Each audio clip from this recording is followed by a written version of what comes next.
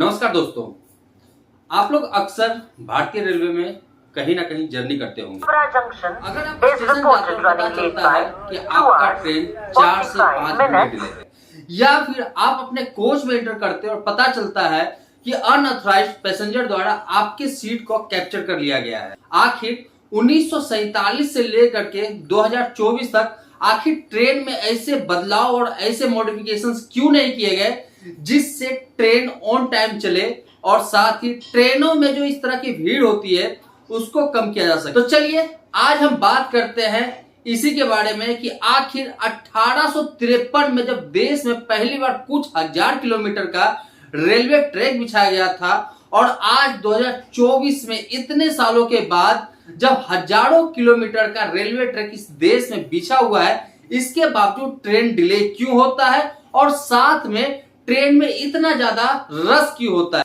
तो दोस्तों अगर हम बात करते हैं पहले ट्रेन डिले होने का और या फिर ट्रेन में रश होने का, तो उससे पहले हम आपको कुछ चीजें हम बता देना चाहते हैं कि आखिर जब 1947 में देश आजाद हुआ था उस समय देश के अंदर रेलवे का क्या नेटवर्क था, क्या सुविधाएं थी रेलवे के अंदर और धीरे धीरे इसमें कितना विकास किया गया है और आने वाले टाइम में इसके ऊपर किस तरह का वर्क हो रहा है। दोस्तों जब 1947 में देश आजाद हुआ था उस समय देश की जनसंख्या थी लगभग 32 करोड़। देश में उस समय स्टीम इंजन चला करता था, जबकि आज के डेट में देश के अंदर अत्याधुनिक और हैवी लोकोमोटिव चला करता है, जैसे WAP-4 हो गया या फिर WAP-7, WAP-5 जैसे इलेक्ट्रिक लोकोमोटिव की हम बात करते हैं जो पैसेंजर ट्रेन को खास करके हॉल करते हैं। वहीं पे अगर हम बात करें गुड्स ट्रेन का तो इसमें WAG-9 जैसे हैवी लोकोमोटिव या फिर WAG-12 जैसे हैवी लोकोमोटिव जो है इलेक्ट्रिक में ट्रेनों को हॉल करते हैं। अगर हम बात करते हैं डीजल में तो वहीं पे WDG-4 जैसे या फिर WDP-4 जैसे हैवी लोकोमोटिव आज के डेट में ट्रेनों को हॉल किया करते हैं। ये जो बदलाव है ये बदलाव 1947 से लेकर के आज तक किया गया है। ट्रेनों को इसके बाद अत्याधुनिक भी किया। आज के डेट में देश में बहुत सारे ऐसे प्रीमियम ट्रेनें भी चला करती है, जिसमें शताब्दी हो गया, राजधानी हो गया, वंदे भारत हो गया या फिर हम बात करते हैं तेजस हो गया। ऐसे कुछ जो है आपके प्रीमियम ट्रेन है जो आज के डेट में देश में चला करते हैं। लेकिन इतना सब कुछ होने के बावजूद आज भी ट्रेन डिले क्यों है और ट्रेनों के अंदर रश क्यों है। तो चलिए दोस्तों अब इसके ऊपर प्रकाश डालते हैं और पूरी जानकारी हम आपको आज यहाँ पे देने की कोशिश करते हैं। जैसा कि मैंने आपको पहले बताया था कि जब देश आजाद हुआ था तो उस समय देश की जनसंख्या 32 करोड़ थी। रेलवे ट्रैक को बिछाने का काम तेजी से किया जा रहा था, लेकिन उससे भी ज्यादा तेजी से नए नए ट्रेनों को इंट्रोड्यूस किया जा रहा था। 1947 से लेकर के आज तक हजारों ट्रेनों को इंट्रोड्यूस किया गया है। वहीं पे हम बात करते हैं रेलवे ट्रैक का तो यहाँ पे वो तेजी देखने के लिए नहीं मिला। अगर हम बात करते हैं पैसेंजर ट्रेन या फिर गुड्स ट्रेन का तो उसमें 1000% का जो है आपका बढ़ोतरी देखा गया है 1947 से लेकर के आज तक। और वहीं पे हम बात करते हैं रेलवे ट्रैक को बिछाने का तो ये इसकी जो वृद्धि है ये मात्र 30% है।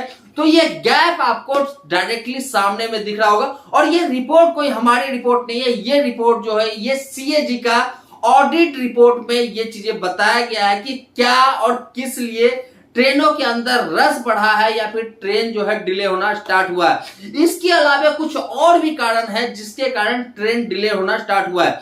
जैसा कि मैंने आपको बताया है कि ट्रैक ज्यादा नहीं है, ट्रेन का यहाँ पे सबसे ज्यादा जो है ट्रेन है और इस कारण से जो रेशियो है ट्रैक वर्सेस ट्रेन का ये बहुत ज्यादा कम है। इसको मेंटेन करने के लिए ट्रैक का जो है बिछाना बहुत ज्यादा स्पीड में जरूरी है। इसीलिए 2002 में उस समय की सरकार जो NDM हुआ करती थी उन्होंने एक नए रेलवे लाइन का प्रस्ताव रखा जिसको बोला जाता है DGFC, dedicated goods freight corridor. उनका यह मानना था कि आज के डेट में जितने भी गुड्स ट्रेन पैसेंजर ट्रैक पे चला करता है इसको डाइवर्ट करके DGFC लाइन पे डाला जाए जिससे ये ट्रेन ज्यादा करके फ्री हो सके और यहाँ पे पैसेंजर ट्रेन सबसे ज्यादा चल सके। और वहीं पे हम बात करते हैं गुड्स ट्रेन का तो आज के डेट में गुड्स ट्रेनों का जो स्पीड है दोस्तों देश के अंदर वो बहुत ज्यादा कम है, इसको भी बढ़ाने की जरूरत है। तो इसीलिए दोनों ट्रेनों के स्पीड को बढ़ाने के लिए अलग अलग रेलवे लाइन देश के अंदर होना जरूरी था, इसलिए 2002 में इसका शुरुआत किया गया था। लेकिन जैसे ही एनडीए की सरकार जाती है और 2004 में यूपीए की सरकार आती है, 2004 से 2014 के बीच में डीजीएफसी जो है कॉरिडोर, इसके ऊपर कुछ खास काम नहीं किया जाता है।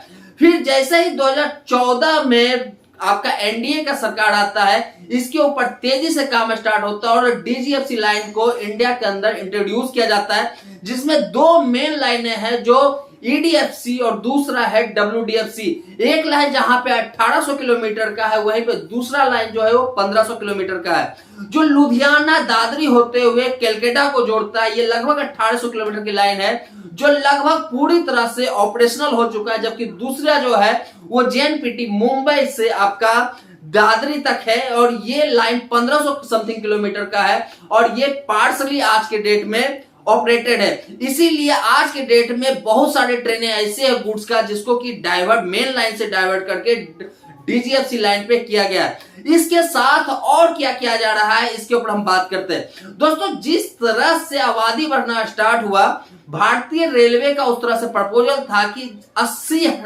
करोड़ लोगों के लिए सबसे पहले रेलवे लाइन को बिछाया जाए, उसका विस्तृत किया जाए। लेकिन जिस तरह से देश का आबादी बढ़ा, उस तरह से रेलवे लाइन नहीं बिछाया गया। पहले 1947 में ज्यादा करके रेलवे लाइन मीटर गेज का हुआ करता था, उसको सबसे पहले ब्रॉड गेज में कन्वर्ट किया गया। खास करके देश के जितने भी मेन लाइन है, वो चाहे नॉर्थ ईस्ट की लाइन हो या फिर ईस्ट नॉर्थ की लाइन हो, साउथ की लाइन हो, ये जितने भी मेन लाइन है जो कि दिल्ली देश के अलग अलग महानगर से जोड़ता है, इसको सबसे पहले ब्रॉड गेज में कन्वर्ट किया गया। इसके अलावा देश में जितने भी सिंगल ट्रैक रेलवे लाइन था, उसको कन्वर्ट करके डबल ट्रैक में कन्वर्ट किया गया। जहां पे डबल ट्रैक था, उसको ट्रिपल में कन्वर्ट किया जा रहा है, जहां पे ट्रिपल है उसको 4 लेन में कन्वर्ट किया जा रहा है, जिससे कि जितने भी रेलवे लाइन है उसके ऊपर पैसेंजर ट्रेनों को सही से चलाया जा सके। इसके अलावा और भी बहुत सारे रेलवे की तरफ से गलतियां हुई है, जिसके कारण ट्रेनों में जो है एक तरह से आपका रस देखा गया है।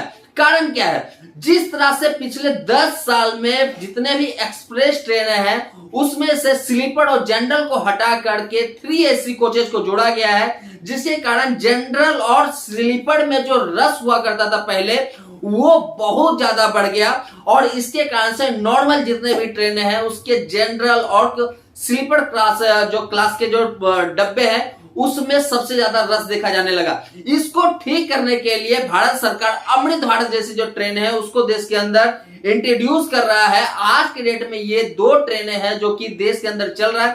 पहला ट्रेन है जो कि आनंद विहार से दरभंगा के बीच में चलता है, दूसरा ट्रेन है जो मालदा टाउन से एसएमबीटी बेंगलोर के बीच में चलता है। जल्द ही भारत सरकार का यह प्रपोजल है कि जल्द ही लगभग 300 अमृत भारत ट्रेनों को भारत के अंदर इंट्रोड्यूस किया जाएगा और ये ट्रेन फुल्ली नॉन एसी है। इसमें 12 से 14 कोचेज जो है वो स्लीपर के होते हैं और बाकी 5 से 7 कोचेज जो है इसके अंदर जनरल के होते हैं। इससे ये सोचा गया है कि शायद से दूसरे ट्रेनों में जो रस होता है वो इसके अंदर डाइवर्ट हो सके और दूसरे ट्रेनों में रस कम हो सके। इसके अलावा हम बात करते हैं दोस्तों कि आखिर रस को कम करने के लिए क्या किया जा रहा है। तो दोस्तों, स्पेशल ट्रेनों को भी ट्रैक पे दौड़ाया जा रहा है। लेकिन अब होता क्या है, स्पेशल ट्रेन भी अगर ट्रैक पे दौड़ाया जाए तो क्या इससे रस कम हो सकता है और क्या इससे ट्रेन डिले जो है वो कम हो सकता है? तो मेरा जवाब है दोस्तों, नहीं। कारण है कि देश के अंदर आज जितने भी रेलवे ट्रैक्स हैं वो ऑलरेडी ओवरलोडेड है। अगर हम बात करें 1980-85 के बाद देश में धीरे धीरे ट्रेन डिले होना स्टार्ट हुआ था, क्योंकि देश के अंदर 1980-1985 के बाद रेलवे ट्रैक पे इतने सारे ट्रेनों को इंट्रोड्यूस कर दिया गया था, जिसके लिए उस समय का है जो रेलवे ट्रैक है वो बहुत कम था। और उसके बाद भी आज के डेट में हजारों ट्रेन को जो है देश के अंदर इंट्रोड्यूस किया गया। बात करते हैं पैसेंजर ट्रेन का, तो लगभग देश के अंदर 8000 से ज्यादा पैसेंजर ट्रेन आज के डेट में रन करता है और वहीं पे गुड्स ट्रेनों की बात करें तो इसकी भी संख्या हजारों में है। जितना ज्यादा ट्रेन इंट्रोड्यूस किया गया उस हिसाब से रेलवे ट्रैक कम है। तो अगर इसके ऊपर आप स्पेशल ट्रेनों को भी इंट्रोड्यूस करते हैं तो इससे उसी पटरी पे स्पेशल ट्रेन भी आ जाता है और जो सिग्नल है, जो रेलवे सिग्नल होता है, उसके लिए पर्याप्त जगह नहीं हो पाता है जिससे कि ट्रेनों को सही तरीके से एक जगह से दूसरे जगह भेजा जा सके, जिसके कारण से ट्रेनों का जो एवरेज स्पीड है वो कम हो जाता है। दूसरा नंबर, स्लीपर जितने भी स्पेशल ट्रेनें हैं इनको ज्यादा प्रायोरिटी नहीं दिया गया है देश के अंदर, इसी कारण से जो मेन ट्रेनें हैं वो ज्यादा ओवर क्राउडेड चलता है, जबकि जो स्पेशल ट्रेन है वो ज्यादा ओवर क्राउडेड नहीं चलता है। एग्जांपल के लिए हम बात कर लेते हैं दो ट्रेनों का, जो दानापुर बिहार से एक सिकंदराबाद को जोड़ता है और एक जोड़ता है एसएमटी बेंगलुरु को। दोनों रूट के लिए हर दिन एक रेगुलर ट्रेन है जो कि ये दोनों डेस्टिनेशन को कनेक्ट करता है, लेकिन इसके साथ ही यहाँ पे स्लीपर स्पेशल ट्रेनों को भी इंट्रोड्यूस किया गया है जिसमें कि लोग एक जगह से दूसरे जगह ट्रेवल कर सके। लेकिन आज के डेट में जो रेगुलर ट्रेन है उसमें बहुत ज्यादा रस है, जबकि दूसरा जो आपका स्पेशल ट्रेन है इसमें ज्यादा रस देखने के लिए नहीं मिलता है। और इसका सबसे बड़ा कारण है कि ये सारी जो ट्रेनें हैं अपने टाइम से घंटों लेट चलता है। कुछ ट्रेन तो 20-20, 30-30 घंटे लेट चलता है। और आपको पता होगा कि जब ट्रेनें इतने लेट चले तो उससे अच्छा लोग दूसरे ट्रेनों में ट्रेवल करना पसंद करते हैं जो खास करके टाइमली चलता हो। दोस्तों, जिस तरह से रेलवे का नया प्रोजेक्शन है उसके हिसाब से आने वाले टाइम में देश के अंदर तेजी से नए ट्रैक को बिछाया जाना है। लगभग बताया गया कि 2030 तक देश में लाखों किलोमीटर का जो है रेलवे ट्रैक बिछाया जाना है। बहुत सारे हमारे ब्लॉगर हैं जो कि रेलवे ब्लॉगर हैं, प्रतिष्ठित ब्लॉगर है। इसमें से कुछ हम वीआईपी ब्लॉगर की बात करते हैं तो उसमें रेल ज्ञान कोश है, रेल फैन सत्या है, 200 जर्नी है, श्रेयांश जैन है, जो कि ये सारे कुछ जो ब्लॉगर है जो प्रीमियम ट्रेन और प्रीमियम कोच में ट्रेवल करते हैं, ये भी समय समय पे प्रीमियम ट्रेनों के अंदर और प्रीमियम कोच के अंदर क्या प्रॉब्लम है और क्यों प्रॉब्लम है ये समय समय पे अपने ब्लॉग में बताते रहते हैं। वहीं पे हम बात करते हैं दूसरे जो स्लीपर या फिर 3 टायर 2 टायर जैसे जो कोचेज में ज्यादा करके ट्रेवल करते हैं, जिसमें कि वीएस मोनू हो, एंटिक अजीत, ब्लॉगर बबुआ, HY blog, Piyush Chaurasia, run on track जैसे कुछ और भी ब्लॉगर हैं जो कि दूसरे सारे कोचेज में खास करके अपने ब्लॉग को बनाते हैं, जिसमें स्लीपर 3 टायर या 2 टायर जैसे जो कोचेज हो जाते हैं या फिर जनरल जैसे कोचेज हो जाते हैं। और इनके वीडियो को देख करके आपको पता चलेगा कि हकीकत में देश के अंदर रेल का जो व्यवस्था है वो क्या है।